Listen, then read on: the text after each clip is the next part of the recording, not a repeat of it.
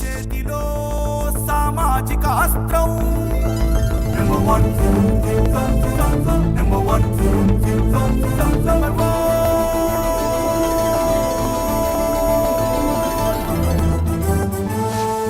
Number one. Welcome to number one news. This is Shravani. ఒకప్పుడు రాజ్యాలను ఏలారు, రాజభోగాలను అనుభవించారు. ఇప్పుడు అవమానాలు, చీత్కరాలు ఎదుర్కొంటున్నారు. పోరాడే ఓపిక లేక చతికిల పడుతున్నారు. బరిలో దిగక ముందే కాడి వదిలేస్తున్నారు. ప్రస్తుతం మనం మాట్లాడుతున్నది 100 ఏళ్లకు పైగా ఘన చరిత్ర ఉన్న కాంగ్రెస్ పార్టీ గురించి. మొన్న ఢిల్లీ ఎలక్షన్లో ఇలాంటి ఓటమి కాదు, అత్యంత దారుణమైన తిరస్కారానికి గురై ఎందుకు ఓటమి పాలయ్యామే కనీసం విశ్లేషించుకోవడానికి కూడా ఓపిక లేని పరిస్థితి. కాంగ్రెస్ ప్రస్తుత పరిస్థితి, భవితవ్యంపై స్పెషల్ ఫోకస్.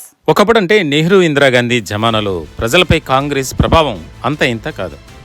అగ్రనేతల ప్రభావం అయినా అనుకోండి, ఆరాధన, స్వామి భక్తి అనుకోండి, అనేక అంశాలు పార్టీ విజయగాథలో భాగమై ఉండేవి. ఇందిరాగాంధీ తర్వాత కాంగ్రెస్ పార్టీ క్రమేణా తన ప్రభావాన్ని కోల్పోవడం ఆరంభమైంది. ఎందుకలా జరిగిందంటే ప్రత్యేకంగా చెప్పాల్సిన పని లేదు, లీడర్షిప్ లోపం. అవును, ఇందిరా తర్వాత కాంగ్రెస్కు సరైన నాయకుడు లేక పాతాళానికి కూరుకుపోయింది. తాజాగా ఢిల్లీ ఫలితాలే ఇందుకు మరో ఉదాహరణ. పోటీ చేసిన అన్ని స్థానాల్లో అత్యంత ఘోరంగా ఓటమి చవిచూసింది. ఇంకో దారుణమైన అవమాన పరిస్థితి ఏంటంటే, పోటీ చేసిన 70 స్థానాల్లో 67 స్థానాల్లో అభ్యర్థులకు డిపాజిట్ కూడా దక్కలేదంటే ఇక చూసుకోండి 100 ఏళ్ల కాంగ్రెస్ ఎంతటి ఘోర పరాజయం పాలైందో.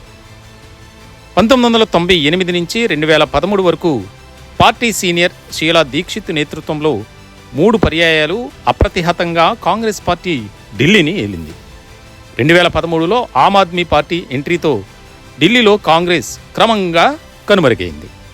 2015, 2020లో 0కే పరిమితమైంది. తాజాగా కూడా అదే పరిస్థితి. 3కి మాత్రమే డిపాజిట్ దక్కిందంటే ఇక చూసుకోండి కాంగ్రెస్ దారుణ పరిస్థితి. నియోజకవర్గంలో పోలైన ఓట్లలో కనీసం 6వ వంతు ఓట్లు కూడా కాంగ్రెస్ అభ్యర్థులు దక్కించుకోలేకపోవటం కాంగ్రెస్ పార్టీ దీన స్థితిని వెల్లడిస్తుందని రాజకీయ విశ్లేషకులు అభిప్రాయపడుతున్నారు. కొన్ని స్థానాల్లో 100 కన్నా తక్కువ ఓట్లు రావడం ఎంతటి అవమాన స్థితిలో ఉందో ఊహించుకోవచ్చు. 100 ఏళ్ల ఘన చరిత్ర ఉన్న కాంగ్రెస్ దేశవ్యాప్తంగా ప్రస్తుతం 28 రాష్ట్రాల్లో కేవలం 3 రాష్ట్రాల్లో సొంతంగా అధికారం చలాయిస్తుంది.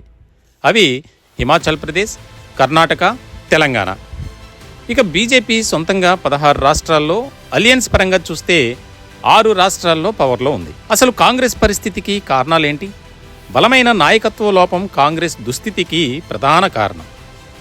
నెహ్రూ, ఇందిరాగాంధీ శకం తర్వాత పార్టీని ఏకం చేయగల బలమైన, ఆకర్షణీయమైన నాయకుడు లేడు.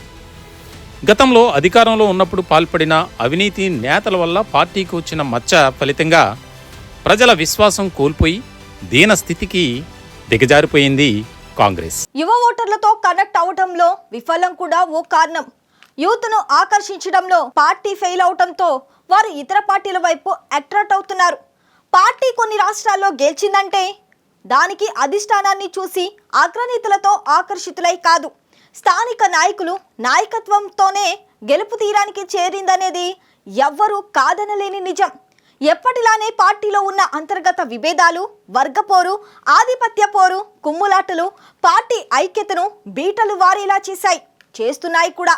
ఇలాంటి సిచ్యువేషన్లో పార్టీ బలహీనపడి ప్రత్యర్థులను సమర్థవంగా ఎదుర్కొనడంలో తీవ్రంగా విఫలమవుతుంది. కర్ణుడి చావుకు కారణాలు అనేకం. కాంగ్రెస్ ఓటమి క్షీణదశకు కూడా అనేక కారణాలు ఉన్నాయి. కాంగ్రెస్ అగ్రనేత రాహుల్ గాంధీలో పార్టీపై పట్టు, పోరాడే మనస్తత్వం, ఓపిక లేదన్నది నిర్వివాదాంశం. ఇక లేటెస్ట్గా వాయనాడ్ ఎంపీ సీటుతో రాజకీయాల్లోకి ఎంట్రీ అయిన ప్రియాంక గాంధీ రానున్న రోజుల్లో పార్టీ నాయకత్వాన్ని భుజస్కంధాలపై మోసి కోల్పోయిన కాంగ్రెస్ వైభవాన్ని తిరిగి తీసుకొస్తారనే ఆశతో కార్యకర్తలు ఉన్నారు.